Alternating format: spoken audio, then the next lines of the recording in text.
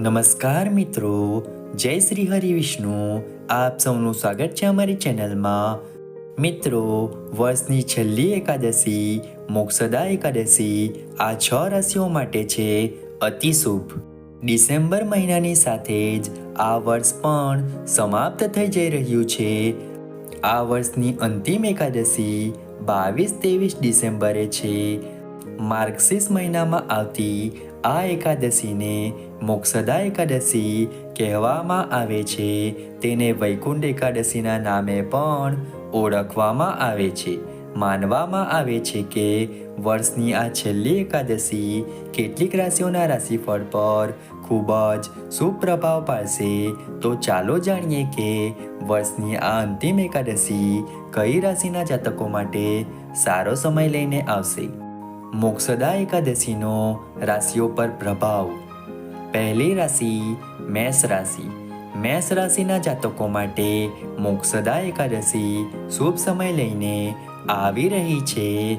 આ રાશિના લોકો માટે દરેક ક્ષેત્રમાં સારો સમય શરૂ થવાનો છે. ખાસ કરીને નોકરી અથવા વ્યવસાયમાં તમને સારી તકો મળી શકે છે. ઘરમાં ધનની આવક વધશે. આ સાથે સુખદ યાત્રાનો સંયોગ પણ બની શકે છે. બીજી રાશિ છે મિથુન રાશિ. મિથુન રાશિના લોકો માટે મોક્ષદા એકાદશી ખૂબ જ ફળદાયી સાબિત થઈ શકે છે. આ રાશિના જાતકોના લાંબા સમયથી અટકેલા કામ અને ધનની સમસ્યા દૂર થઈ શકે છે. પરિવારમાં ચાલી રહેલી સમસ્યાઓ પણ દૂર થઈ શકે છે. આ સમયે દેવી લક્ષ્મીની પૂજા પર વિશેષ ધ્યાન આપવાની જરૂર છે. ત્રીજી રાશિ છે સિંહ રાશિ.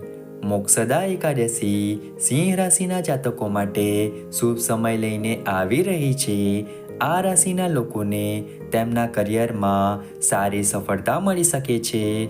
આ સાથે જ કોઈ જૂની ઈચ્છા પૂરી થવાની સંભાવના છે. સંપત્તિમાં વધારો થવાની સંભાવના છે.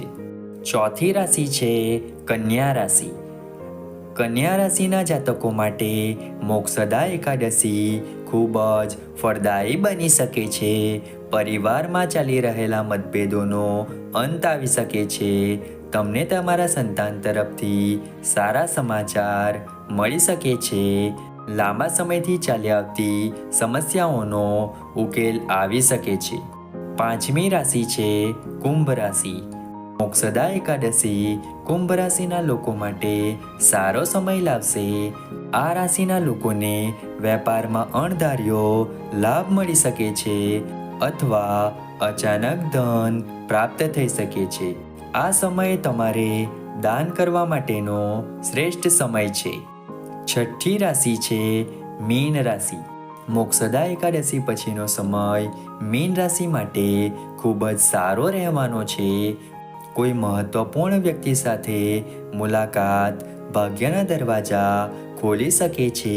આર્થિક લાભ અને પ્રગતિની તકો છે.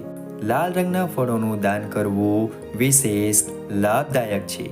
મિત્રો, વિડીયો ગમ્યો હોય તો વિડીયોને લાઈક કરીને ચેનલને સબસ્ક્રાઈબ અથવા ફોલો કરવાનું ભૂલતા નહીં. ચાલો મળીશું નવા વિડીયો સાથે. ત્યાં સુધી જય શ્રી હરિ વિષ્ણુ.